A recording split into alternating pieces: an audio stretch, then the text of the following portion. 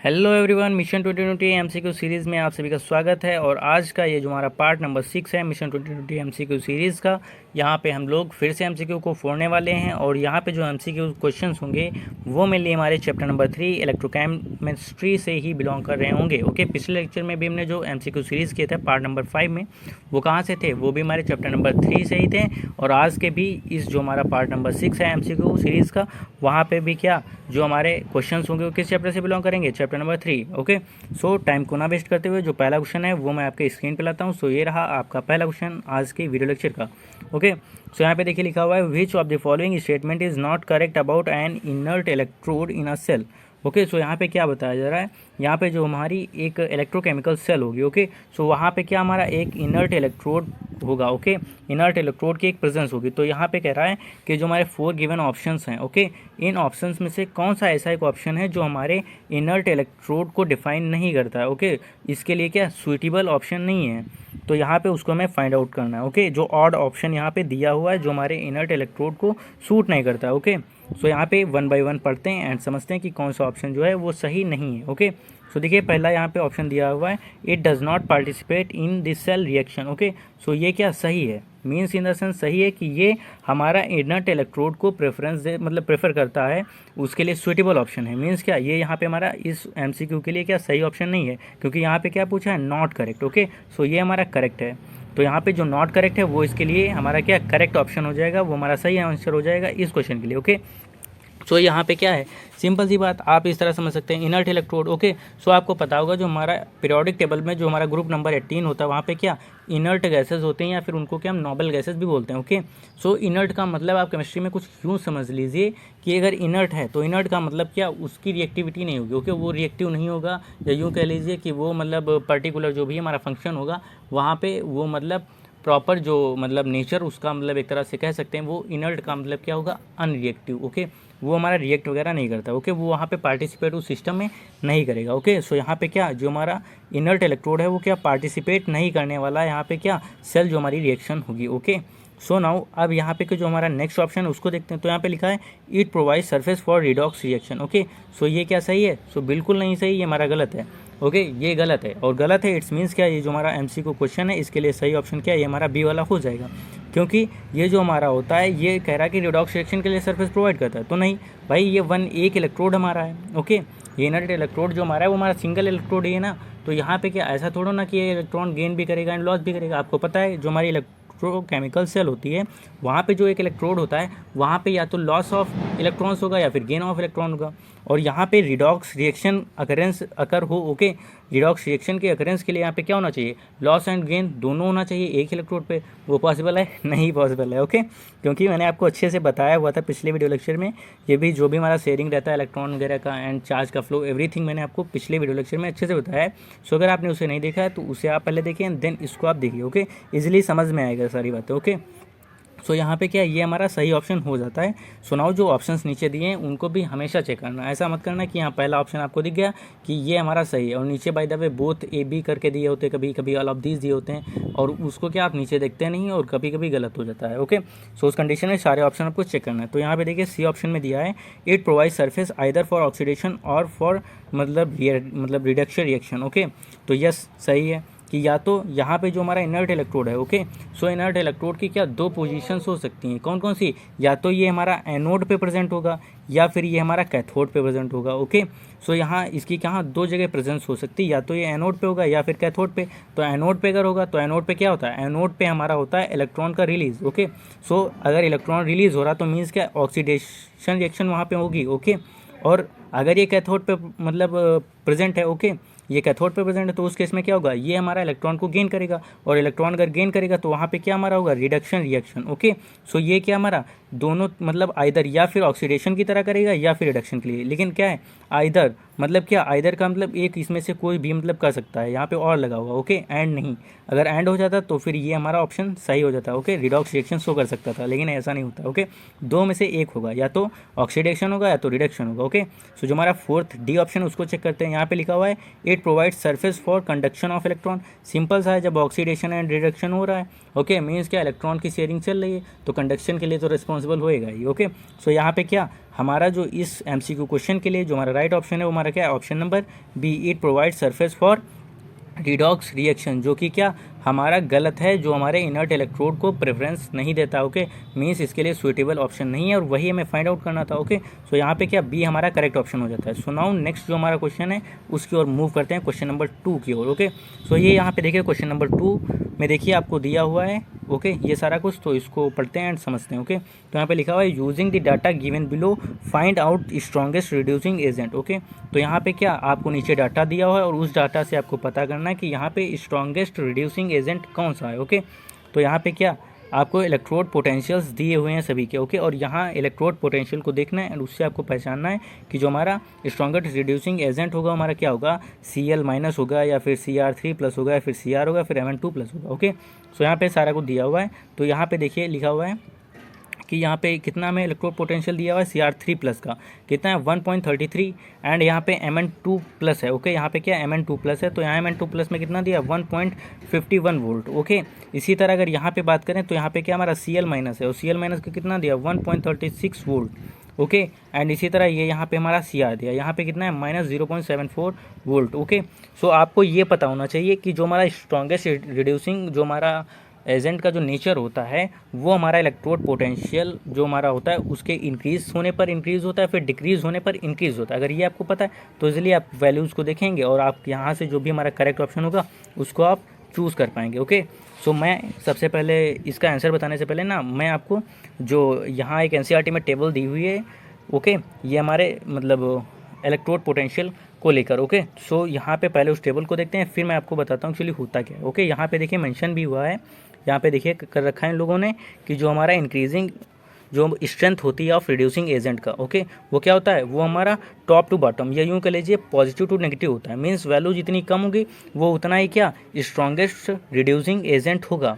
Okay, so question में भी क्या पूछ रहा था, स्ट्रॉन्गेस्ट रिड्यूसिंग एजेंट बताना था। सो मीन्स यहाँ पे जिसकी वैल्यू सबसे कम हो वो हमारा क्या राइट ऑप्शन हो जाएगा। ओके, सो ये जो टेबल है उसको आपको अपने दिमाग में रखना है। ओके, दिमाग में रखना ये नहीं कि आप इनकी वैल्यू याद करें, कोई ज़रूरत नहीं, लेकिन हाँ कभी कभी कुछ क्वेश्चन ऐसे होते हैं जहाँ पे आपको सीक्वेंस याद होना चाहिए इनका। ओके, कि हाँ कि किसका ज़्यादा होता है किसका कम होता है। ओके, कितना होता है इससे नहीं मतलब, लेकिन हाँ इतना पता हो कि 2 एलिमेंट अगर आपको दिए हों तो वहाँ पे आप इतना बता पाएँ कि हाँ इसमें ज़्यादा किसका एंड कम किसका। ओके, तो इसके लिए आप ये जो सीक्वेंस हमारा है इस टेबल का उसको याद कीजिए। ओके, सुनाओ अब जो हमारा क्वेश्चन था वहाँ ये यहाँ। ओके, सो यहाँ पे जो हमारा करेक्ट ऑप्शन होगा वो क्या होगा वो आप बताइए हमें। तो यहाँ पे सबसे कम वैल्यू किसकी है, यहाँ पे आपको देख पा रहे होंगे 1.33 volt, 1.51 volt and 1.36 volt. Okay, and -0.74 volt. Okay, so simple सा है, माइनस में वैल्यू चली गई वैसे भी। ओके, तो सिंपल सा क्या है, सबसे कम क्या हमारा ये है और सबसे कम ये मीन्स ये क्या हमारा स्ट्रॉन्गेस्ट रिड्यूसिंग एजेंट होगा। तो यहाँ इसके लिए हमारा सेकंड क्वेश्चन जो हमारा उसके लिए राइट ऑप्शन जो है वो क्या है, वो हमारा है सी वाला। ओके, Cr, तो ये हमारा राइट ऑप्शन हो गया। सुनाओ जो हमारा क्वेश्चन नंबर 3 है उसकी ओर मूव करते हैं, फटाफट से उसको भी फोड़ते हैं। ओके, सो ये रहा क्वेश्चन नंबर 3 आपकी स्क्रीन पर। सो यहाँ पे देखिए लिखा हुआ है what will happen during the electrolysis of aqueous solution of CuSO4 copper sulphate by using platinum electrodes. Okay, so यहाँ ये बड़ा मज़ेदार इंटरेस्टिंग क्वेश्चन है। ओके, और इस क्वेश्चन को करने में मज़ा आएगा थोड़ा। ओके, तो समझने की बात ये है, यहाँ पे आपसे कह रहा है कि सपोज़ कीजिए आपके पास एक्वस सॉल्यूशन है किसका, CuSO4 का। ओके, एंड इसी का क्या इट मीन्स यहाँ पे क्या कॉपर का इलेक्ट्रोड होगा। ओके, क्योंकि उन्हीं के सॉल्ट सॉल्यूशन में तो हम जो हमारा मेटल इलेक्ट्रोड होता है उन्हीं का सॉल्ट सॉल्यूशन लेते हैं इलेक्ट्रोकेमिकल सेल में। तो यहाँ पे कॉपर का हमारा एक्वस सॉल्यूशन है, मीन्स यहाँ पे क्या कॉपर मेटल हमारा कॉपर का इलेक्ट्रोड यूज़ होगा। ओके, सो यहाँ पे क्या करें, इलेक्ट्रोलाइसिस अगर हम करते हैं, ओके, किसके थ्रू, हम अगर प्लेटिनम इलेक्ट्रोड को अगर यहाँ इस सेल में अगर यूज़ करेंगे तो उस कंडीशन में जो हमारा होगा वो क्या होगा। ओके, वो जो आपके यहाँ पे 4 ऑप्शन उनमें से आपको बताना है।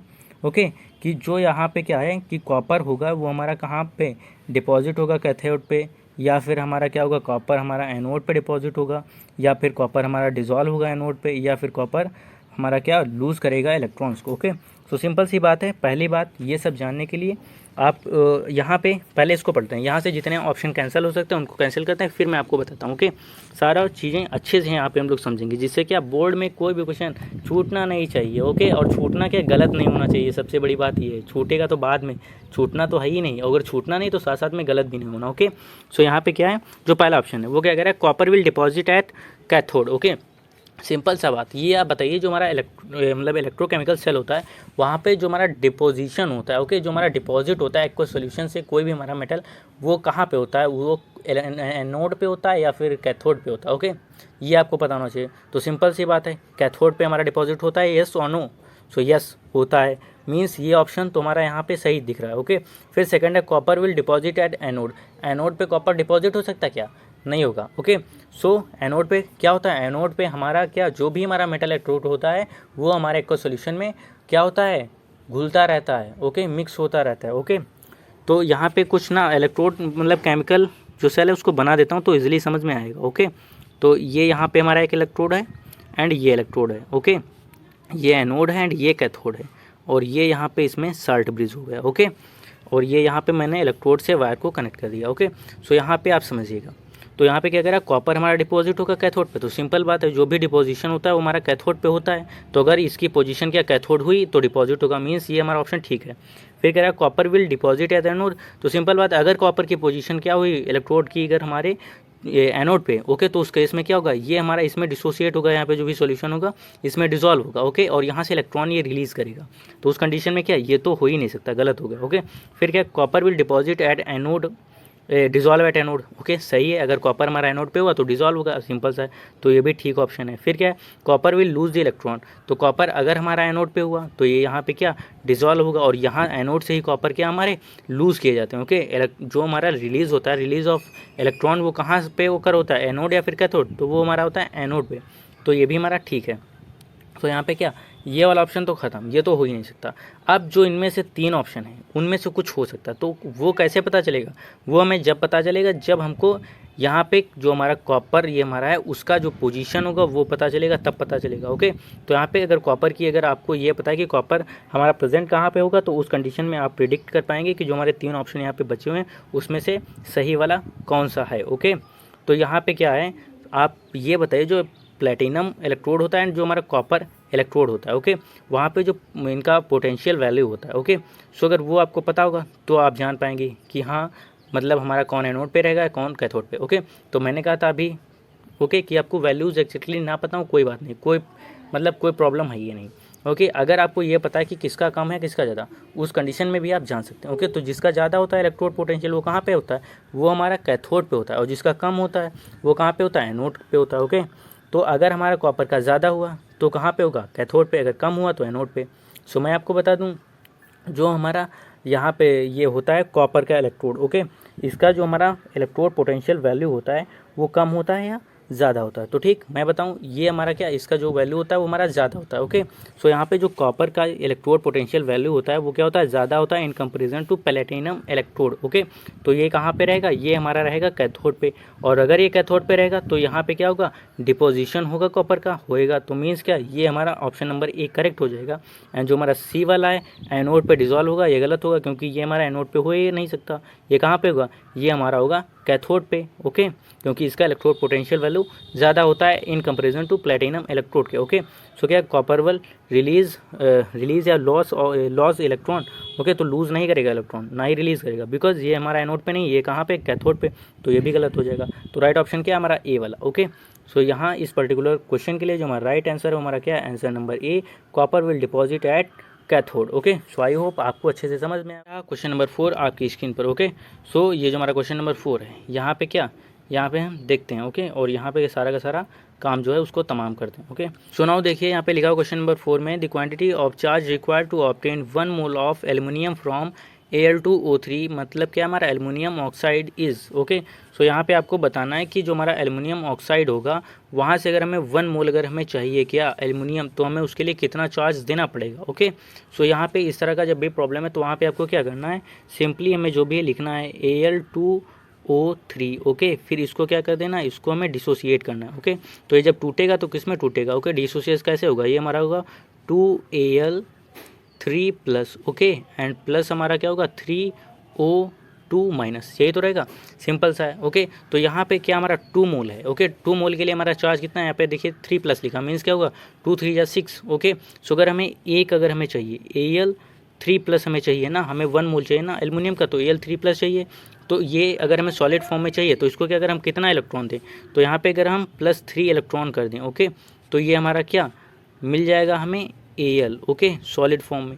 ओके, तो यहाँ पे क्या 3 इलेक्ट्रॉन्स की रिक्वायरमेंट है, तो यहाँ पे क्या 1 इलेक्ट्रॉन की जहाँ पे रिक्वायरमेंट होता है वहाँ पे क्या 1 फैराडे होता है, जहाँ पे 2 इलेक्ट्रॉन का रिक्वायरमेंट होता है 2 फैराडे होता है, और यहाँ पे कितना 3 इलेक्ट्रॉन का रिक्वायरमेंट, मीन्स कितना 3 फैराडे हमें चार्ज चाहिए 1 मोल एल्युमिनियम पाने के लिए, कहाँ से Al2O3 से। ओके, सो यहाँ पे जो राइट आंसर है वो आपका कितना है 3 फैराडे। ओके, ये हमारा राइट आंसर है इस पर्टिकुलर क्वेश्चन के लिए। ओके, सो जो नाउ हमारा नेक्स्ट क्वेश्चन है, क्वेश्चन नंबर 5, उसकी ओर मूव करते हैं। ओके, सो ये रहा क्वेश्चन नंबर 5 आपकी स्क्रीन पर। तो देखिए यहाँ पे लिखा हुआ है, क्या लिखा हुआ है, the cell constant G, okay, of a conductivity cell. Okay, तो यहाँ पे क्या कह रहा है, सेल कांस्टेंट जो हमारा होता है ऑफ अ कंडक्टिविटी सेल का। ओके, अब क्या है आगे कुछ नहीं समझ में, तो यहाँ पे MCQ देखो फिर पता चलेगा यहाँ पे एक्चुअली क्या कहना क्या चाहता है क्वेश्चन। तो यहाँ पे देखिए लिखा हुआ है दी changes with change of electrolyte. Okay, changes with मतलब यहाँ पे क्या कह रहा है, यहाँ पे आपसे कुछ पूछने का कोशिश करता है कि जो हमारा सेल कांस्टेंट होगा कंडक्टिविटी सेल का। ओके, तो यहाँ जो हमारा सेल कांस्टेंट किस तरह से चेंज होता है। ओके, इस मतलब चीज़ को लेके यहाँ पे क्वेश्चन है, क्योंकि कई बार क्या होता है MCQ में ये होता है प्रॉब्लम ना, क्वेश्चन होता है एंड उसके बाद में डैश मार देंगे एंड फिर क्वेश्चन पढ़ने के बाद पता ही नहीं चलता कि एक्चुअली में यहाँ पे क्या करना है। ओके, समझ नहीं आता, तो वहाँ पे क्या हमें जो ऑप्शंस होता है उनका हमें हेल्प लेना होता है। ओके, सो यहाँ क्वेश्चन को हमने पढ़ा, ऑप्शंस को देखा, पता चल गया बात किस बारे में करना चाह रहा है हमसे। ओके, तो यहाँ पे क्या जो हमारा कांस्टेंट होता है, सेल कांस्टेंट हमारा कंडक्टिविटी सेल का, वो किस तरह से चेंज होता है उसके बारे में बात करना चाह रहा है। ओके, तो यहाँ पे लिखा हुआ है changes with change of electrolyte, मतलब इलेक्ट्रोलाइट अगर हम चेंज करेंगे तो हमारा जो सेल कांस्टेंट होगा कंडक्टिविटी सेल का, तो वो हमारा चेंज होगा या नहीं होगा। ओके, तो ये हमारा नहीं होगा। फिर क्या है, change with temperature of electrolyte, अगर टेम्परेचर इलेक्ट्रोलाइट का अगर हम चेंज करें तो क्या चेंज होगा, सिंपल सी बात है। अब जब इलेक्ट्रोलाइट चेंज करने पे जब नहीं चेंज हो रहा तो फिर टेम्परेचर चेंज करने पे भी नहीं होगा। ओके, सी में देखिए लिखा हुआ है remains constant for a cell. Okay, जो हमारा सेल रहेगा उसके लिए कांस्टेंट रहेगा। ओके, ये सही है नहीं, यस ये सही है। जो हमारा सेल होता है उसके लिए जो हमारा सेल कांस्टेंट होता है पर्टिकुलर एक सेल के लिए, वो क्या हमेशा कांस्टेंट रहता है, कभी भी चेंज नहीं होता है। फिर नीचे लिखा हुआ डी में changes with change of concentration of electrolyte, simple बात है भाई, इलेक्ट्रोलाइट को चेंज कर दो या उसका कंसंट्रेशन चेंज कर दो, लगभग बात वही होती है। ओके, तो यहाँ पे कंसंट्रेशन आप चेंज करो या इलेक्ट्रोलाइट चेंज करो या उसका टेम्परेचर चेंज करो, कुछ भी चेंज करो, वो सारा का सारा गलत है। मतलब कुल मिला के यहाँ पे जो सेल कांस्टेंट होता है वो हमारा उसका कोई भी लेना देना होता ही नहीं इलेक्ट्रोलाइट से। ओके, इलेक्ट्रोलाइट से कोई फ़र्क नहीं पड़ता, उसका आप कुछ भी कर लो। ओके, उसका पीएच चेंज करो, एनीथिंग। ओके, तो उसमें क्या हमारा जो सेल कांस्टेंट रहेगा वो भी चेंज नहीं होता। ओके, और क्यों नहीं चेंज होता, इसका रीज़न क्या आपको पता है, नहीं पता तो मैं आपको बताता हूँ। ओके, सो यहाँ पे फिगर है, पहले उसको देखते हैं फिर आपको हम समझाते हैं वहाँ से। ओके, तो यहाँ पे देखिए, ये देखिए यहाँ पे हमारे क्या दो हमारे डिफरेंट टाइप के जो हमारे कंडक्टिविटी सेल हैं वो आपको दी हुई हैं। ओके, ये देखिए ये। ओके, तो यहाँ पे आपको समझना क्या। ओके, तो ये यहाँ पे हमारी दो सेल्स दी हैं। तो यहाँ पे जो सेल कांस्टेंट की बात करता है, तो सेल कांस्टेंट का फार्मूला की अगर मैं बात करूँ, फार्मूला क्या था तो आपको पता है क्या, सेल कांस्टेंट का फार्मूला होता है जी, ये हमारा सेल कांस्टेंट हो गया, is equals to L/A। Okay, क्या होता है L/A, तो L क्या बताता है, L बताता है हमारा ये जो यहाँ पे आप वायर देख रहे हैं। Okay, length of wire. Okay, and जो हमारा यहाँ पे A है वो A हमारा किस चीज़ को बताता, जो यहाँ पे वायर यूज़ हुआ और जो इसकी मोटाई है। Okay, area of cross section उसके बारे में बताता है। तो यहाँ पे जो हमारा सेल कांस्टेंट है वो मेनली किस पे डिपेंड कर रहा है, वायर की लेंथ पे और उसके एरिया ऑफ क्रॉस सेक्शन पे। तो सिंपल बात है, ये कब चेंज होगा, जब हमारा ये वायर का area of cross section change हो या फिर उसकी लेंथ चेंज हो। ओके, तभी तो चेंज होगा। तो सिंपल बात है, इलेक्ट्रोलाइट के साथ आप कुछ भी करें उससे कोई लेना देना ही नहीं सेल कांस्टेंट का। तो इलेक्ट्रोलाइट में जो अगर चेंजेस आप कोई करेंगे तो हमारा सेल कांस्टेंट नहीं चेंज होगा। बट यहाँ पे क्या है, अगर बाय द वे अगर आप चेंज कर रहे हैं किस चीज़ को, वायर जो रहता है उसके एरिया ऑफ क्रॉस सेक्शन को चेंज करते हैं, वायर को चेंज करते हैं तो चेंज होगा। लेकिन सिंपल सी बात आपको ये समझनी है, जब हमने एक सेल को बना लिया, ओके, तो जब सेल को हमने बना लिया तो वहाँ पे क्या वायर तुमने यूज़ ही कर डाला ना, तो उस पर्टिकुलर सेल के लिए क्या हमारा जो सेल कांस्टेंट होगा सेम रहेगा। अगर आप वायर चेंज करते हैं तो सिंपल सी बात है, अगर आप कोई भी सिस्टम अगर कुछ भी चेंज करते हो तो सिस्टम चेंज होता है ना। तो यहाँ पे अगर वायर अगर आप चेंज करेंगे सेल में तो क्या हमारा सेल जो होगा वो चेंज हो जाएगा। तो वो उसके लिए फिर जो हमारा रहेगा सेल कांस्टेंट वो अलग हो जाएगा। तो पर्टिकुलर जो हमारी एक सेल फॉर्म्ड होगी उसके लिए क्या, जो हमारा सेल कांस्टेंट होगा वो हमेशा क्या रिमेन्स कांस्टेंट रहता है। ओके, सो इसकी वजह से जो यहाँ पे हमारा राइट ऑप्शन होगा क्वेश्चन नंबर 5 का, वो हमारा क्या होगा, वो हमारा होगा सी वाला। Okay, remains constant for a cell. Okay, ये हमारा सही ऑप्शन हो जाएगा। सुनाओ जो क्वेश्चन नंबर 6 है उसको फोड़ते हैं। उसको फोड़ने से एक बात कह देते हैं, अगर आपको मज़ा आ रहा है, अगर आपको लग रहा है कि हाँ अच्छे से पढ़ रहे हैं, सो उस कंडीशन में आप जो वीडियो को है ना लाइक कर दीजिए, और अगर आपके कोई फ्रेंड्स हैं तो उन्हें शेयर कीजिए, एंड साथ साथ में अगर चैनल को हमारे सब्सक्राइब नहीं किया है तो कर लीजिए। ओके, सुनाओ जो हमारा 6 क्वेश्चन है उसको लाते हैं आपकी स्क्रीन पे, एंड उसे भी हम फोड़ते हैं अच्छे से। ओके, सो ये रहा क्वेश्चन नंबर 6 आपकी स्क्रीन पर। ओके, सो ये भी क्वेश्चन काफ़ी मज़ेदार है, और ये तो एनसीईआरटी के बुक का एक्सरसाइज है ना, वहाँ से मैंने उठा लिया है। ओके, मे बी बोर्ड भी उठा ले, शायद उठा लेगा तो आप पे मेहरबानी हो जाएगी, बिकॉज यहाँ पे आप देख रहे हैं, फिर तो आएगा ना तो फटाक से हो जाएगा। क्योंकि जो रिपीट जब कोई मतलब क्वेश्चन होता है ना, तो बड़ा मतलब दिल को तसल्ली सा जाता है, वाह अरे ये तो मैंने अभी पढ़ा ही था यार, ये तो आ गया, ये आ गया। तो मतलब ये फील रहता है ना, अरे ये क्वेश्चन पूछ दिया। ओके, सो कोई नहीं, क्वेश्चन अगर आपने किए हैं तो पूछा जाएगा, तो फिर इजीली हो जाता है। लेकिन कभी कभी जब क्वेश्चन कहते हैं ना थोड़ा सा चेंज कर देते हैं, ओके, उसको मॉडिफाई कर देते हैं, पूछने का तरीका हल्का सा चेंज होता है। ओके, तो वहाँ पे कुछ कभी कभी कन्फ्यूज़न रहता है। तो इतना इजी भी क्वेश्चन ये नहीं है, और एक्चुअली इजी ये नहीं है ना कि यहाँ पे ऑप्शन ये तो नहीं कि जिस तरह एनसीईआरटी में यहाँ पे मैंने सेलेक्ट किए हुए हैं, यहाँ पे जो ऑप्शन जिस नंबर पे आपको वहाँ पर भी मिलेगा। ओके, सो ये बड़ी प्रॉब्लम है, इसको ना बड़े ध्यान से देखना पड़ेगा, तब आप राइट ऑप्शन पहुंच पाएंगे। टाइम तो इसको देना पड़ेगा थोड़ा ना थोड़ा। ओके, सो कोई नहीं, पढ़ते हैं, समझते हैं, एंड फिर इसको करते हैं। तो देखिए यहाँ पे लिखा हुआ है, which cell will measure standard electrode potential of copper electrode. Okay, तो यहाँ पे क्या आपको ये सेल्स दी हुई हैं। ओके, 4 सेल्स दी हुई हैं, वो 4 ऑप्शन नहीं, ये यहाँ पे सेल दी हैं। ओके, सेल का यहाँ पे देखिए रिप्रेजेंटेशन है। ओके, ये एंड ये हमारा क्या है, एनोड है, एंड ये हमारा क्या है, कैथोड। ये पोर्शन क्या है, एनोड का है, एंड ये कैथोड का। क्योंकि जो हमारा ये डबल जो आपको ये ऐसे दिखता है ना, ये किस चीज़ को रिप्रेजेंट करता है, ये हमारा साल्ट ब्रिज को रिप्रेजेंट करता है। और साल्ट ब्रिज के जो यहाँ पे हमारा लेफ्ट हैंड साइड होता है वो क्या होता है, हमारा एनोड का सारा सिस्टम, एंड जो राइट हैंड साइड होता है वो क्या होता है, कैथोड का सारा सिस्टम। ओके, सो कभी कभी सेल देते हैं, और एक्चुअली सेल बना के तो नहीं देंगे ना भाई, इतना कहाँ टाइम किसी के पास, जो मतलब कहते हैं ना जो काम 2 लाइनों में हो जाए उसको पूरा एक पेज में करने की क्या ज़रूरत, वही है ना। यहाँ पे आपको फिगर बना के दें, एंड इतना सारा कुछ करना पड़ेगा, उससे बेटर इस तरह से लिख दो इजीली, मतलब टाइम भी बचेगा आपका, एंड और भी मतलब काफ़ी सारी चीज़ें कंज्यूम होंगी। ज़्यादा आप लिखेंगे इंक भी ख़त्म होगी। ओके, सो कोई नहीं, इंक का नहीं आपको सोचना है। बोर्ड के पेपर में जितनी ज़्यादा कोशिश कीजिए इंक आपके पेन से निकल जाए, बह जाए, उतना ही बढ़िया, क्योंकि जितना ज़्यादा इंक निकलेगा आई होप मतलब उतना ही ज़्यादा जो है मार्क्स आपके मार्कशीट पे होएगा। ओके, अब इसका मतलब भी नहीं इंक निकालना है तो किसी भी तरह निकाल दिए। ओके, किसी भी तरह नहीं निकालना है, इंक निकले तो हाँ जो हमारा क्वेश्चन की डिमांड हो उसके लिए निकले, जितनी ज़्यादा निकल सके। ओके, ये नहीं है आपका क्वेश्चन कुछ भी है, एंड वहाँ पे इंक निकालना है तो फिर क्या है, पॉइंटर आगे से हटाइए, एंड पीछे से थोड़ा सा मतलब प्रेशर लगाइए, मतलब मुँह से फूंक दीजिए, एंड सारा इंक निकल जाएगा। ओके, एंड मार्क अच्छे से आ जाएगा। ओके तो वो काम नहीं करना है। ओके, सुनाओ, हंस लिए, ठीक है, कोई बात नहीं। सो क्वेश्चन को देखते हैं, क्वेश्चन को फोड़ते हैं। ओके, सो देखिए जो क्वेश्चन नंबर 4 है, तो सबसे पहले मैं आपको एक बता दूं ना, स्टैंडर्ड इलेक्ट्रोड पोटेंशियल में सिस्टम क्या होता है। ओके, तो यहाँ पे आपको ये समझना है, जो स्टैंडर्ड हमारा होता है ना, वहाँ पे यूनिटी बहुत तगड़ी होती है। ओके, इतना याद कर लो ना कि जहाँ पर स्टैंडर्ड की बात आ जाए वहाँ पे ये समझ लो यूनिटी बड़ी तगड़ी है। ओके, और यूनिटी बड़ी तगड़ी का मतलब वो स्ट्रेंथ वाली यूनिटी की बात नहीं मैं कर रहा हूँ। ओके, यूनिटी मतलब वो कहते हैं ना 4 लोगों में यूनिटी है, मीन्स वहाँ पे स्ट्रेंथ है। ओके, सो वो वाला नहीं है, वो यूनिटी नहीं है कि 4-5 लोग एक साथ हो गए, वो यूनिटी नहीं। यहाँ पे यूनिटी क्या, हमारा जो मैथमेटिक्स वाला सिस्टम चलता है, यूनिटी क्या होता है। ओके, सो यूनिटी जो हमारा होता है वो ये होता है, क्या होता है, ये दिखा 1। ओके सो यहाँ पे जो यूनिटी होता है वो 1 होता है। ओके, 1 को क्या हम यूनिटी भी बोलते हैं। ओके, सो सारा का सारा सिस्टम क्या रहता है, स्टैंडर्ड में हमारा सब यूनिटी रहता है। ओके, सारा का सारा जो भी रहेगा 1 रहेगा। तो यहाँ पे आपको देखना है, ऑप्शन सर्च करना चालू करोगे तो यहाँ पे पीटीएस दिखा, ठीक है, H2G, और फिर यहाँ पे क्या 0.1 बार है। ओके, मीन्स ये 1 है, यूनिटी है नहीं ना, तो काट दो इसको, हटाओ, यूनिटी नहीं, इट्स मीन्स क्या हमारा जो मतलब स्टैंडर्ड का जो सिस्टम है वो गड़बड़ हो गया, स्टैंडर्ड नहीं, यूनिटी नहीं, स्टैंडर्ड नहीं। ओके, फिर सेकंड वाले चेक करो, PTA है 1 बार इसमें दिया, ठीक, 1 MB दिया, ओके बहुत सही। फिर यहाँ पे 2M, इन्होंने भी गड़बड़ किया, यूनिटी होना चाहिए ना स्टैंडर्ड में, हटाओ, ये भी नहीं रहेगा। फिर नेक्स्ट सी वाला देखो, यहाँ पे क्या है, PTA सॉलिड, ठीक है, H2 1 बार यहाँ पर भी ठीक है, ये यहाँ पे 1M है, ये भी ठीक है, CUM है 1M है, ठीक है।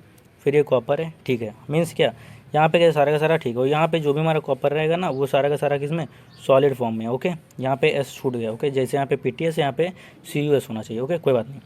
ओके, इतना चलता है। फिर नाउ अब देख लेते हैं ना, ये तो हमारा सही हो गया ना सारा का सारा। यूनिटी में यहाँ पे सिस्टम है, ऑप्शन नंबर C, तो ये हमारा MCQ के लिए सही ऑप्शन हो जाएगा। लेकिन फोर्थ ऑप्शन को भी देखना है, ऐसा भी तो नहीं वहाँ पे सारा कुछ यूनिटी में देख लेते हैं। 1 बार ठीक है, यहाँ पे क्या यूनिटी नहीं है तो ये भी खत्म। मीन्स का जो राइट ऑप्शन है आपको क्वेश्चन नंबर 6 का वो क्या है हमारा C वाला। Okay, PTS H2G 1 bar and H plus aqueous 1m। Okay, फिर हमारा साल्ट ब्रिज आ जाता है, फिर क्या है Cu2 plus aqueous 1m and फिर हमारा क्या Cu सॉलिड रहेगा। ओके, ठीक है। तो यहाँ पे जो सारा का सारा ऑप्शन है, ऑप्शन की अगर यहाँ पे बात कर लें तो यहाँ पे थोड़ा और एक बात बता दो ना, ये small m and capital M यहाँ पे दिया रहेगा। ओके, दिया हुआ है। तो यहाँ पे क्या है, स्मॉल m आपको पता है किस चीज़ को मतलब किस चीज़ को डिनोट करती है, मोलैलिटी को डिपेंड करती है, मतलब मोलैलिटी को क्या कहते हैं, डिनोट करती है। Okay, and capital M molality को डिनोट करता है। ओके, सो यहाँ पे क्या है, नॉर्मली इतना कुछ खास डिफरेंस नहीं होता है मोलैलिटी में। ओके, क्योंकि वहाँ पे मोलैलिटी जो हमारी होती है वो हमारा मेनली किस पे, मास पे डिपेंड करता है, एंड मोलैरिटी होता है हमारे वॉल्यूम पे डिपेंड करती है। ओके, सो यहाँ पे ज़्यादातर जो हमारा इलेक्ट्रोकेमिकल सेल होता है वहाँ पे क्या रहता है, वहाँ पे हमारा M रहता है। ओके, ये M नहीं रहता। Okay, so I hope may be शायद NCERT बुक में पता नहीं मिस प्रिंट है क्या जो भी है, क्योंकि वहाँ से मैंने ऑप्शन डाल दिए, तो यहाँ पे आई होप शायद आपको कैपिटल M देखने को मिलेगा। ओके, क्योंकि जो भी हमारा कोई सोल्यूशन होगा ना वहाँ भाई, अगर यहाँ से मतलब ये हमारा अगर जो बात करें हमारी केमिकल सेल होती है वहाँ पे सॉल्यूशन जो होता है वो तो हमारा एक्वस हुआ ना, और एक्वस हुआ तो यहाँ पे वॉल्यूम हो गया, वॉल्यूम अगर हमारा हुआ तो ये हमारा मोलैलिटी जो हमारी होएगी ना उसको हम प्रेफरेंस नहीं देने जा रहे हैं, क्योंकि मोलैलिटी में वॉल्यूम को हम देखते नहीं, यहाँ पे हम वॉल्यूम है ना तो वहाँ पे क्या देखेंगे, मोलैलिटी। ओके, तो आई थिंक आपको ज़्यादा से ज़्यादा यहाँ पे M देखने को मिलेगा, यहाँ पे भी होना चाहिए था। होप चलो कोई बात नहीं, छोड़ते हैं इसको। तो जो हमारा राइट ऑप्शन है वो हमें मिल गया, किसके बेसिस पे मिल गया, यूनिटी के बेसिस पे मिला। ओके, सो आपको याद रखना स्टैंडर्ड का जब भी बात करें तो वहाँ पे याद रखना ज़्यादा से ज़्यादा क्या रहता है, हमारा यूनिटी आपको देखने को मिलेगा हर जगह। ओके, अगर कभी मतलब मैं इस वजह से बोल रहा हूँ ना कि कभी कन्फ्यूजन स्टैंडर्ड है तो स्टैंडर्ड में क्या रहेगा कुछ समझ में नहीं आ रहा, तो ओके, तो अगर जनरल बेसिस पे अगर कहीं अगर 1 वाला अगर सिस्टम अगर आपको दिखता है तो उसको आप फॉलो कर लीजिएगा। ओके, आई होप आपको समझ में आएगा। तो जो हमारा नेक्स्ट क्वेश्चन है उसकी ओर मूव करते हैं, क्वेश्चन नंबर जो हमारा 7 है। ओके, सो ये रहा क्वेश्चन नंबर 7 आपकी स्क्रीन पर। ओके, सो देखिए यहाँ पे हमें क्या करना है, तो क्वेश्चन नंबर 7 में लिखा हुआ है, इसको हटाते पहले। ओके, हट गया, ठीक है। The difference between the electrode potentials of 2 electrodes when no current is drawn through the cell is called. Okay भाई, डेफिनेशन याद किए हैं तो ठीक है, नहीं याद किए लेकिन फिर भी इतना पता होना चाहिए। ओके, क्योंकि अब वो रट्टा मार आपको नहीं बनना है। रट्टा मार इन द सेंस ये नहीं कि जो लाइन लिखी है जहाँ पर वही आपको याद होनी चाहिए, लेकिन हाँ एक बेसिक आइडिया दिमाग में होना चाहिए। ओके, जो कि इन लाइन्स को पढ़ने के बाद में आपके दिमाग में जैसे कहते हैं अगर बल्ब है तो उस बल्ब को जलना चाहिए, ग्लो करना चाहिए। ओके, तो यहाँ पे क्या है, the difference between the electrode potentials of 2 electrodes. Okay, तो क्या कह रहा है कि जो हमारा इलेक्ट्रोड पोटेंशियल होगा, क्या होगा, इलेक्ट्रोड पोटेंशियल किनके बीच का, 2 इलेक्ट्रोड्स का, जो हमारे कहाँ होंगे, हमारे इलेक्ट्रोकेमिकल सेल में होंगे। ओके, और कब पूछ रहा है ये हमारा इलेक्ट्रोड पोटेंशियल डिफरेंस जो है वो किस टाइम का है, जब when no current is drawn through the cell. Okay, तो अब हमारी क्या होगी, जब हमारा जो करंट होगा वो ड्रॉ नहीं करेगा, मीन्स वहाँ पे करंट का फ्लो नहीं हो रहा होगा, उस टाइम पे कह रहा है जो हमारा इलेक्ट्रोड पोटेंशियल होगा दोनों इलेक्ट्रोड्स के बीच में, उसको क्या कहेंगे, सेल पोटेंशियल या फिर सेल EMF, सेल वोल्टेज या फिर none of these. Okay, so ये यहाँ पे क्या रहता है कि सेल पोटेंशियल जब होता है जब हमारा करंट फ्लो रहता है, और सेल EMF क्या रहता है जब हमारा करंट फ्लो नहीं रहता है, और जो सेल वोल्टेज होता है वो combination of cell potential and cell EMF का होता है। ओके, सो यहाँ पे जो राइट ऑप्शन हो जाएगा इस क्वेश्चन के लिए वो हमारा क्या है, क्वेश्चन नंबर 7 का जो राइट ऑप्शन है वो हमारा है बी वाला। Okay, cell EMF। ओके, ये किसकी डिफिनीशन लिखी है, is called cell EMF। Okay, cell EMF ये हो गया सेल EMF की डिफिनीशन। नहीं याद है स्क्रीनशॉट ले लो, इसको पेपर में आए तो टाप देना, अदरवाइज पहली बात आएगा नहीं। ओके, कोई बात नहीं, अगर आता है तो उस कंडीशन में। सुनाओ जो हमारा क्वेश्चन नंबर 8 है उसकी ओर मूव करते हैं फटाफट से। अगर वीडियो अगर अच्छा लग रहा है तो लाइक करना ना भूलें। ओके, सो क्वेश्चन नंबर 8 उसको फोड़ते हैं, यहाँ पे देखिए लिखा हुआ है और क्वेश्चन आ गया जिसका भी बात हम कर रहे थे कुछ देर पहले। ओके, क्या कर रहे थे अभी समझ में आएगा। ओके, देखिए लिखा हुआ है for the given cell Mg2 plus Cu। Okay, so समझने वाली बात है, उतना बढ़िया प्रेजेंटेशन यहाँ पे दिया नहीं गया जिस तरह से देना चाहिए। ओके, सो यहाँ पे क्या, यहाँ पे आपको सॉलिड मेंशन करना चाहिए था, ओके। कुछ छूट जाता है कभी कभी ना, और यहाँ पे आपका एक्वस होता, जो भी कुछ होता है, ओके, क्योंकि आयनिक फॉर्म में यहाँ पे आपको दिख रहा है तो यहाँ पे एक्वस होगा। खुद का ब्रेन भी थोड़ा यूज़ कर सकते हैं, ओके, कोई रोक टोक नहीं। और यहाँ पे क्या है, इसका जो भी रहता है मोलरिटी कितना था, ओके, यहाँ पे वो सारा कुछ मेंशन हो सकता था, ओके। तो यहाँ पे नहीं पता, कोई बात नहीं, ओके। सो यहाँ पर भी क्या एक्वस होता एंड यहाँ पे हमारा सॉलिड होता। अगर हमें मोलरिटी पता होती सॉल्यूशन की कितनी, तो वहाँ पर हम कॉमा करके उसको भी लिख देते, ओके। सो इसको जाने दो। तो ये हमारा क्या है, ये हमारा एक इलेक्ट्रोकेमिकल सेल है। अभी बताया था ना कुछ देर पहले कि वो फिगर बनाए हैं, सारा कुछ बनाया है, उसमें काफ़ी कुछ टाइम कंज्यूमिंग है एंड इंक हमारी ज़्यादा लगती है, ओके। सो उस केस में हम क्या करेंगे, अगर हमें सेल को अगर बनाना है, अगर सेल को हमें दिखाना है, तो उस कंडीशन में हम सेल का जो प्रेजेंटेशन होता है उसको हम इस तरह से यूज़ करते हैं, ओके, इस तरह से प्रेजेंट कर सकते हैं, ओके। सो नाउ जो ऑप्शन है उनको देखते हैं, राइट ऑप्शन जो उसको चूज़ करते हैं, ओके। सो यहाँ पे देखिए ऑप्शंस में हमारा दिया हुआ है Mg is at cathode, okay. Mg जो हमारा है मैग्नीशियम, वो कहाँ कैथोड पे है या नहीं, नहीं है भाई, नहीं है, गलत है, ओके। फिर क्या Cu is at cathode, Cu हमारा क्या कैथोड पे है, बोलो कैथोड पे है या नहीं, सिंपल सा है भाई ना। Mg नहीं होगा तो क्या दूसरा कैथोड पे हमारा Cu, ऑप्शन बताओ, Cu ही होगा ना, ठीक है। फिर क्या है हमारा Mg will gain electrons, Mg हमारा इलेक्ट्रॉन को गेन करेगा, सही है गलत है, हाँ गलत है, ओके। फिर क्या है बोथ ए एंड सी, दोनों ए और सी करेक्ट हैं, ओके। तो ये तो भाई गलत बात है ना कि दोनों वैसे पहले ऑलरेडी गलत हो चुके, उसके बाद में भी आप कह रहे हैं बच्चे से नहीं उसी को चूज़ करो, ओके। वो होता है ना मेंटेलिटी, वो ज़्यादातर बता देते हैं ना कि बच्चों को कि अगर बाय द वे अगर MCQ का समझ में नहीं आ रहा कि राइट ऑप्शन क्या है, अगर पता नहीं, अगर बोथ वाला अगर ऑप्शन दिख जाए तो उसको क्या टिक मार दीजिएगा, लेकिन यहाँ पे नहीं, गलत है। बोल्ड भी जानता है क्या एक्चुअली होता है, ओके। सो इजीली आपको छोड़ने वाला नहीं है। ये मत करना कि बोल्ड में अगर आपको दिख गया बोथ ए एंड बी या बोथ ए एंड सी जो भी है, तो ये नहीं करना कि आपको उसी को मार्क करके आना है। क्वेश्चन को अच्छे से रीड करना, समझना है एंड उसके बाद में ऑप्शन को टिक करना है, ओके। ये भी मत करना ऑल ऑफ दीज दिया तो ऑल ऑफ दीज लगा दिए, पढ़े ही नहीं क्वेश्चन, ये मत करना, क्योंकि ज़रूरी नहीं कि ऑल ऑफ दीज उसमें के सारे हों, मतलब सही हों, ओके। तो हमें ऑप्शंस को ज़रूर अच्छे से स्टडी करना, ओके। तो यहाँ पे जो राइट आंसर हमारा क्या है, बी वाला है, ओके। आंसर नंबर बी हमारा है Cu इज़ एट कैथोड, मतलब Cu इज़ कैथोड, ओके। जो हमारा कॉपर है वो कैथोड है, मतलब कैथोड पे प्रेजेंट होगा, ओके। तो ये हमारा आंसर सही है। अब सही कैसे वो बताऊँ, मैंने आपको अभी कुछ देर पहले ही बताया था, ये किसको रिप्रेजेंट करता है, ये हमारा रिप्रेजेंट करता है साल्ट ब्रिज को, ओके, साल्ट ब्रिज को, okay, BRIDGE, okay, salt bridge को। एंड Mg ये इधर जो हमारा रहता है सारा का सारा लेफ्ट हैंड साइड का पोर्शन, वो हमारा क्या होता है, जो हमारा लेफ्ट होता है, ओके, लेफ्ट में जो भी होता है सारा का सारा वो हमारा एनोड को रिप्रेजेंट करता है, ओके। एंड जो हमारे राइट हैंड साइड होगा वो किसको रिप्रेजेंट करता है, वो हमारे राइट हैंड साइड जो भी हमारा रहेगा वो हमारा सारा का सारा किसको रिप्रेजेंट करेगा, कैथोड को, ओके। सो अब आपको समझना है, ये हमारा साल्ट ब्रिज हो गया, ओके, इधर का सारा ये हमारा एनोड हो गया एंड इधर का सारा हमारा ये कैथोड हो गया। तो Mg कहाँ पे लिखा है, कैथोड पे, और ये Mg हमारा कैथोड पे दिख रहा है, कैथोड तो इधर है ना, नहीं है यहाँ पे तो कॉपर, तो क्या कॉपर इज एट कैथोड, ये वाला हमारा राइट ऑप्शन है और ये आंसर नंबर बी हमारा हो जाएगा, ओके। फिर क्या Mg will gain electron, okay, Mg electron gain करेगा, नहीं करेगा, ये तो Mg प्लस मतलब सॉलिड से क्या डिसोसिएट हुआ, मतलब एक्वस में क्या मीन्स यहाँ पे क्या इलेक्ट्रॉन रिलीज़ करेगा, ओके। और यहाँ पे कॉपर के एक्वस में था एंड इसने इलेक्ट्रॉन को गेन किया, देन ये क्या हमारा सॉलिड में कन्वर्ट हुआ, ओके। ये क्या हमारा इलेक्ट्रॉन गेन करेगा दो, उसके बाद में सॉलिड में कन्वर्ट हो जाएगा, और ये Mg हमारा सॉलिड में था, ये क्या होगा सॉल्यूशन में टूटेगा, गिरेगा, ओके, ब्रेकडाउन इसका यहाँ पे होगा, जो हमारा इलेक्ट्रोड होगा सॉल्यूशन में, ओके। तो ये क्या Mg से Mg2+ में कन्वर्ट होगा, ओके।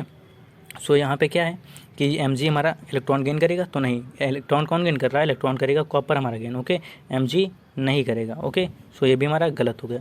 फिर क्या है बोथ ए एंड सी, तो Mg हमारा कहाँ पे है, एनोड पे है, ओके, और ये इलेक्ट्रॉन क्या कर रहा है, गेन कर रहा है, नहीं, ये इलेक्ट्रॉन हमारा लूज़ करेगा, ओके, इलेक्ट्रॉन क्या करेगा, लूज़ करेगा। तो यहाँ पे क्या है, तो यहाँ पे सिंपल सा है कि जो हमारा राइट आंसर है हमारा क्या है, हमारा बी वाला है, ओके। तो ये आपका आंसर हमारा बी वाला जो है वो क्वेश्चन नंबर 8 के लिए राइट हो जाता है, ओके। सो आई थिंक अच्छे से समझ में आया होगा। सो जो नेक्स्ट क्वेश्चन है उसको लाते हैं स्क्रीन पर, उसको भी फोड़ते हैं, ओके। और वीडियो अच्छा लग रहा है तो लाइक करना मत भूलें, okay.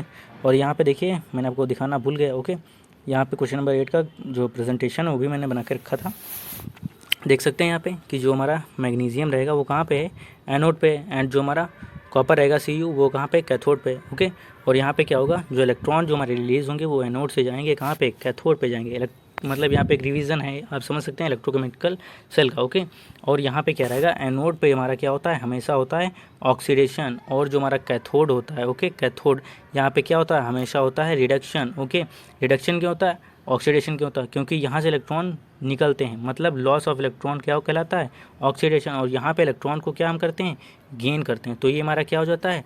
Gain of electron reduction. Okay, ये सिस्टम समझ में आएगा। और ये हमारा क्या है? साल्ट ब्रिज, जो कि हमारी इलेक्ट्रिकल न्यूट्रलिटी को मेंटेन करता है और हमारी इलेक्ट्रोकेमिकल सेल को पूरा करता है। ओके, ऐसा नहीं, अगर ये जो हमारा सॉल्यूशन आपको यहाँ तक दिख रहा है और ये साल्ट ब्रिज का टुकड़ा यहाँ पे अगर इसमें डिप ना होता और यहाँ तक ही होता ना, यहाँ तक ही, तो हमारी इलेक्ट्रोकेमिकल सेल कंप्लीट नहीं होती। ओके, कोई भी फंक्शनिंग नहीं होता, कोई भी इलेक्ट्रॉन का मूवमेंट नहीं होता, कोई भी करंट का मूवमेंट नहीं होता। और करंट का मूवमेंट कहाँ से कहाँ होता है? Cathode to anode. ओके, अब in opposite direction of electrons. Okay, मतलब जो करंट की डिफिनीशन होती है वो क्या होता है, या करंट का जो फ्लो होता है वो क्या होता है? Current always flow in the opposite direction of electrons. Okay, so एक क्विक रिवीजन हो गया हमारा इलेक्ट्रोकेमिकल सेल का। ओके, जो हमारा क्वेश्चन नंबर 9 है उसको लाते हैं हम आपकी अब स्क्रीन पर। सो ये रहा क्वेश्चन नंबर 9 आपकी स्क्रीन पर। ओके, इसको फोड़ते हैं। तो यहाँ पे लिखा हुआ है molar conductivity of a solution. Okay, कि जो हमारी मोलर कंडक्टिविटी होगी हमारी किसी भी सॉल्यूशन की, वो यहाँ पे अब इतना है। क्वेश्चन का ऑप्शन देखेंगे समझ में आएगा। ओके, लिखा है increase with increase in concentration. Okay, increase with decrease in concentration. Okay, increase with increase in temperature. Okay, means क्या है? यहाँ पे जो हमारी कंडक्टिविटी, मोलर कंडक्टिविटी है, उसकी इंक्रीमेंट डिक्रीमेंट के बात हो रहा है। ओके, किस तरह से घटती है, किस तरह से बढ़ती है। ओके, सो सिंपल से यहाँ पे समझना है। क्वेश्चन नंबर जो 9 होगा उसमें क्या राइट ऑप्शन क्या होगा। ओके, सो यहाँ पे क्या है? यहाँ पे जो हमारा ऑप्शन नंबर ए दिया हुआ वहाँ पे लिखा है increases with increase in concentration, मतलब कंसंट्रेशन बढ़ाएंगे मोलर कंडक्टिविटी बढ़ जाएगी। सही है? नहीं सही है, गलत हो गया। फिर क्या है? Increases with decrease in concentration, मतलब कंसंट्रेशन घटाएंगे मोलर कंडक्टिविटी इंक्रीज होगी। बिल्कुल सही है। ओके, सही है, कोई बात नहीं। फिर हमारा सी वाला क्या है? Increases with increase in temperature, temperature को हम इंक्रीज़ करेंगे मोलर कंडक्टिविटी बढ़ेगी। गलत है, बिल्कुल गलत है। फिर क्या है? Both B and C, both B and C, तो बी एंड सी ये तो भाई हमारा गलत है। ओके, क्योंकि सी वाला तो गलत है, तो बोथ बी एंड सी ये भी क्या गलत हो जाएगा। ओके, तो अभी अगर एक इंपॉर्टेंट बात करेंगे ना, जो मोलर कंडक्टिविटी ओके वो क्या करती है? वो हमारी इंक्रीज़ होती है जैसे जैसे हम मतलब डिक्रीज़ करेंगे कंसंट्रेशन ओके इलेक्ट्रोलाइट का। लेकिन अगर यहाँ पे मोलर कंडक्टिविटी की जगह अगर बोले अगर सॉल्यूशन की जो हमारी मतलब इलेक्ट्रिकल कंडक्टिविटी होती है वो किस तरह से मतलब इंक्रीज़ या डिक्रीज़ होती है। ओके, सो वहाँ पे जो हमारा राइट ऑप्शन रहेगा ना वो ये वाला नहीं होगा, ये गलत होगा। तो वहाँ पे क्या होता है? इंक्रीज़ करती है टेम्परेचर के इंक्रीज़ करने से, इंक्रीज़ करती है कंसंट्रेशन को इंक्रीज़ करने से। ओके, तो ये भी याद रखना। कंडक्टिविटी की बात आती है तो ये वाला ऑप्शन हमारा सही होएगा, सी वाला भी सही होगा। अगर मोलर कंडक्टिविटी आ जाता है तो दोनों गलत हो जाएंगे, डी वाला सही हो जाएगा। और किस तरह से ये इंक्रीज़ होती है, मतलब हमारी कंडक्टिविटी इंक्रीज़ करने से कंसंट्रेशन को ओके, और किस तरह से टेम्परेचर के इंक्रीज़ करने से इंक्रीज़ होता है, वो सारे का सारा मैंने पिछले वीडियो लेक्चर में, जो हमारा पिछला प्रीवियस वीडियो लेक्चर था पार्ट नंबर 5 MCQ सीरीज़ का, वहाँ पे मैंने अच्छे से बताया। अगर आपको समझना है तो वहाँ पे आप जाके सर्च कीजिएगा वीडियो ओके, देख लीजिएगा, प्लेलिस्ट में आपको मिल जाएगा MCQ सीरीज़ के ओके, वहाँ से आप देख सकते हैं। ओके, यहाँ पे डिस्क्रिप्शन बॉक्स में जाएंगे इस वीडियो के, यहाँ पे आपको प्लेलिस्ट का लिंक दिया रहेगा, वहाँ से आप देख सकते हैं। ओके, और वीडियो लेक्चर पार्ट नंबर करके भी शायद आई होप मेंशन होगा, तो वहाँ से भी आप देख सकते हैं part number 5। Okay, so now अब अगर हम बात करें यहाँ जो हमारा क्वेश्चन नंबर 9 है उसका जो बी ऑप्शन हमारा सही है, increases with decrease in concentration. तो कैसे है ओके, वो आपको बताते हैं। ओके, तो उसके लिए क्या, जो हमारा इसका मोलर कंडक्टिविटी का जो फार्मूला होता है उसको देखते हैं। ओके, सो मोलर कंडक्टिविटी का ये रहा आपके सामने फार्मूला। ओके, तो मोलर कंडक्टिविटी का फार्मूला क्या होता है? मोलर कंडक्टिविटी उसको किससे हम लेमडा एम से डिनोट करते हैं। ओके, और फार्मूला क्या है? Lambda M equals to kappa by C. Okay, C हमारा क्या है? कंसंट्रेशन को रिप्रेजेंट करा। तो दिमाग लगाइए, यहाँ पे क्या है कि कंसंट्रेशन जो हमारा है मोलर कंडक्टिविटी के क्या है? हमारा इन्वर्सली प्रोपोर्शन है, इन्वर्सली प्रोपोर्शनल है। ओके, मीन्स क्या, अगर हम यहाँ पे कंसंट्रेशन को बढ़ाएंगे तो हमारा ये जो होएगा वो क्या होगा? इंक्रीज़ होगा या डिक्रीज़? तो जो होगा डिक्रीज़। और अगर इसको अगर हम करेंगे डिक्रीज़ तो मोलर कंडक्टिविटी होएगी इंक्रीज़। तो यही तुम्हारा आंसर सही था ना, increases with decrease in concentration. तो ये जो हमारा आंसर जो सही हुआ वो कैसे हुआ? इस फार्मूले के थ्रू हुआ। ओके, तो ये आपको समझना है। ओके, सो आई होप आपको ये अभी तक जो भी मैंने पढ़ाया आपको समझ में आया होगा अच्छे से। जो मैंने 9 क्वेश्चन कराए हैं वो आपको समझ में आ गए होंगे। ओके, सो अगर वीडियो को अगर अच्छा लगा तो उसे लाइक कीजिए, और साथ साथ में बताऊँ अगर कोई भी प्रॉब्लम है तो कमेंट बॉक्स उसके लिए है, आप उसका यूज़ कीजिए। एंड क्वेश्चन में कोई अगर प्रॉब्लम है किसी भी क्वेश्चन में, या कोई अगर आपको क्वेश्चन नहीं समझ में आ रहा है तो उसको आप कमेंट बॉक्स में मेंशन कीजिए, उसका आंसर आपको मिलेगा। ओके, सो क्या करना है? सबसे पहले अगर कोई प्रॉब्लम है तो कमेंट बॉक्स का यूज़ करना है। ओके, कमेंट बॉक्स का आपको यूज़ करना है। एंड साथ साथ में अगर आपके जानने में अगर कोई है बंदा जो क्लास 12 में पढ़ रहा है और अगर उसको लगता है कि अगर ज़रूरत है तो ठीक है, नहीं है ठीक है तब भी आप ये कन्वे कर सकते हैं उसको, आप मतलब ये वीडियो शेयर कर सकते हैं, ओके, उस तक पहुंचा सकते हैं जिससे वो भी कि एमसीक्यू की प्रिपरेशन कर सके। और साथ साथ में अगर आप नए हमारे चैनल के साथ जुड़े हैं, अगर आपने चैनल को सब्सक्राइब नहीं किया है तो चैनल को सब्सक्राइब भी कर लें, ओके। एंड साथ साथ में एक और इम्पोर्टेंट सी बात वो क्या रहती है, ओके, वो हमारा ये रहता है ना कि अगर आपको अगर कोई प्रॉब्लम है, अगर आप मुझसे कनेक्ट होना चाहते हैं तो उसके लिए मैं आपको बता दूं ये हमारे कुछ सोशल मीडिया हैं जहां पे आप मुझसे कनेक्ट हो सकते हैं, जुड़ सकते हैं। एक हमारा यूट्यूब है जहां पे आप भी जुड़े हुए हैं हमसे, एंड साथ साथ में दूसरा हमारा फेसबुक है, ओके, KS राठौर के नाम से, वहाँ पे आप मुझसे इन कांटेक्ट आ सकते हैं। साथ साथ में जो हमारा टेलीग्राम है कुणाल शंकर राठौर, ओके, वहाँ अगर बात करें तो इन सारी जो हमारी सोशल मीडिया के जो प्लेटफॉर्म है, ओके, इंस्टाग्राम पे भी जुड़ सकते हैं KS राठौर। तो वहाँ जो भी हमारी यहाँ पे सोशल मीडिया प्लेटफॉर्म की लिंक्स आपको सारी मैंने डिस्क्रिप्शन बॉक्स में प्रोवाइड कर रखी हैं। वहाँ से अगर आपका कोई भी क्वेश्चन है तो आप वहाँ से आप मुझसे कंसल्ट कर सकते हैं, ओके, पूछ सकते हैं, okay. So thank you for watching this video. और साथ साथ मैं बता दूँ क्या लास्ट बात वही, keep practising keep learning, because जितनी देर तक प्रैक्टिस उतनी देर तक आपके दिमाग में वो चीज़ें स्टोर रहती हैं, ओके।